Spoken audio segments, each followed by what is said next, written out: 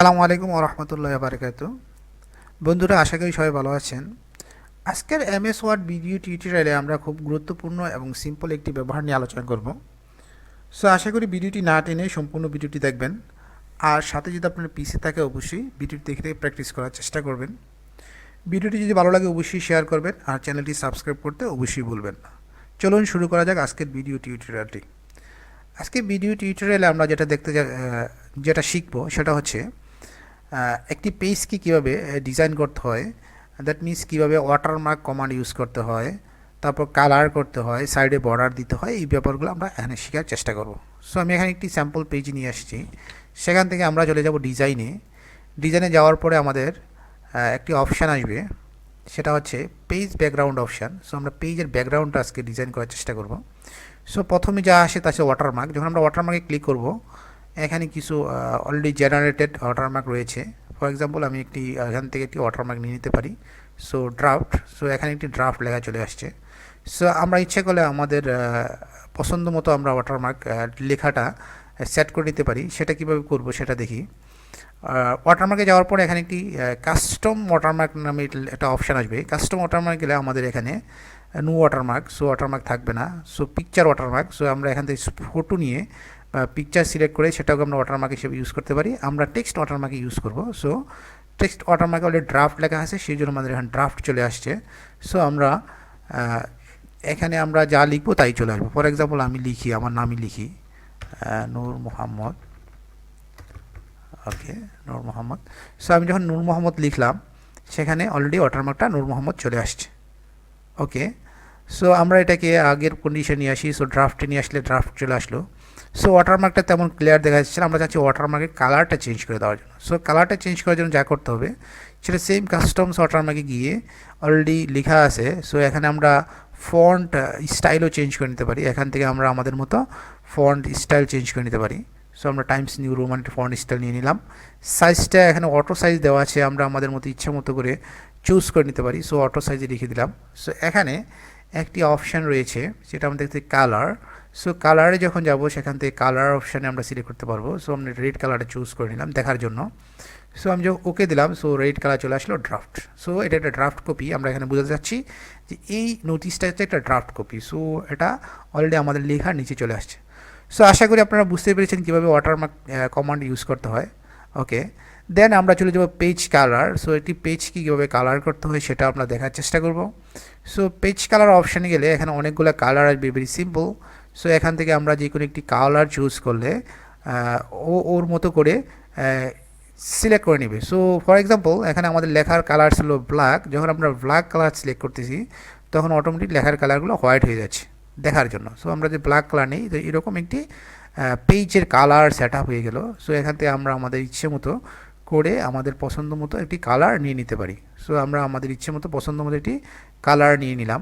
ওকে, so আশা করি বুঝতে পেরেছেন কীভাবে একটি পেজের কালার চেঞ্জ করতে হয়, ব্যাকগ্রাউন্ড কালার কীভাবে চেঞ্জ করতে হয়। এখানে আমরা যদি ফিল ইফেক্টে গেলে এখানে আমরা অনেক ধরনের ইফেক্টও দেখতে পাবো। সো এখানে অনেক ধরনের ইফেক্ট রয়েছে, 1 colour, 2 colour, preset. So 1 colour হলে 1 কালার, 2 কালার হলে 2 কালারের কিছু অপশান রয়েছে। সো ফর এক্সাম্পল আমরা যদি এটাকে সিলেক্ট করি, এখানে 2 কালার, উপরে গ্রিন, দেন হালকা হোয়াইট। So 2 colour. সো উপরে একটি কালার, নিচে একটি কালার চলে রয়েছে। সো এখানে ফিল ইফেক্টে গিয়ে আমরা আমাদের ইচ্ছে মতো, সো এখানে শেডিং স্টাইল, সো এটাই হরিজন্টাল শেডিং স্টাইল। যদি আমরা ভার্টিক্যালি দিই, সো শেডিং স্টাইল ভার্টিক্যাল চলে আসবে। ডায়াগোনাল দিলে এরকম diagonal style, diagonal down, then from corner, from centre. So এখানে আমরা ওকে দিলে আমরা দেখতে পাচ্ছি। সো এখান থেকে বিভিন্ন রকম আমরা ফিলের ইফেক্ট দিতে পারতেছি। সো এখান থেকে আমরা ইচ্ছে করে 2 কালার্স, সো 2 কালার্সে গিয়ে আমরা এখান থেকে কালার্সটা সিলেক্ট করে নিতে পারি। সো আশা করি আপনারা বুঝতে পেরেছেন কীভাবে একটি পেজের ব্যাকগ্রাউন্ড কালার চেঞ্জ করতে হয়। সো ফিল ইফেক্টে গিয়ে আমরা এখান থেকে আমরা একটি কালার চুজ করে নিলাম। সো এইরকম হলে আমরা ভার্টিক্যাল, সো এটা ভার্টিক্যালি কালার হয়ে গেল।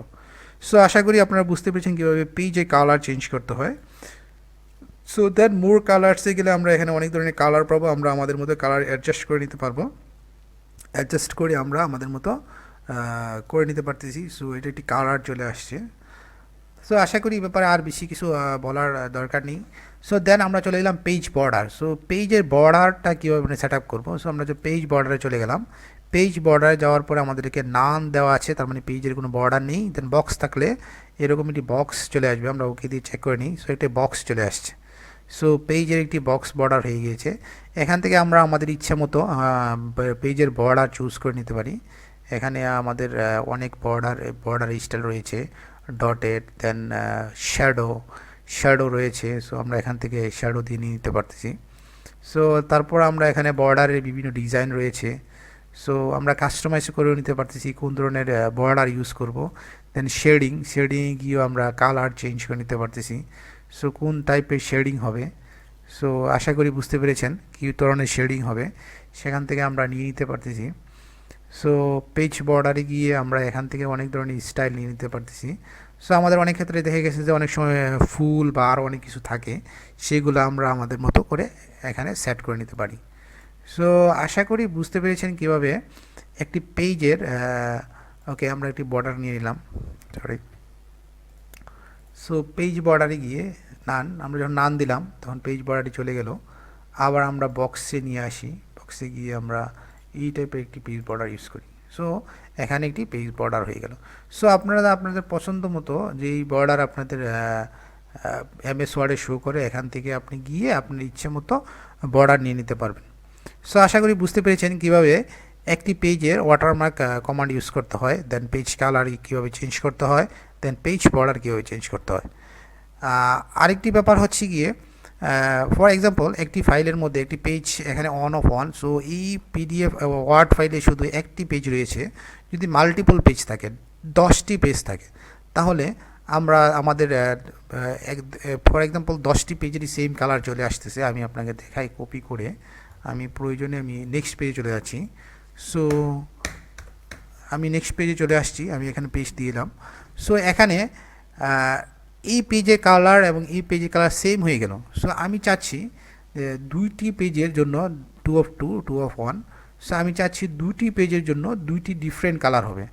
সো দুটি পেজের জন্য দুটি ডিফারেন্ট কালার কিভাবে করতে হয় সেটি দেখার জন্য অবশ্যই চ্যানেলটি সাবস্ক্রাইব করে থাকুন। আমি পরবর্তীতে আরেকটি ভিডিওতে আপনাদেরকে দেখাবো কিভাবে দুটি পেজের জন্য দুটি কালার করতে হয়।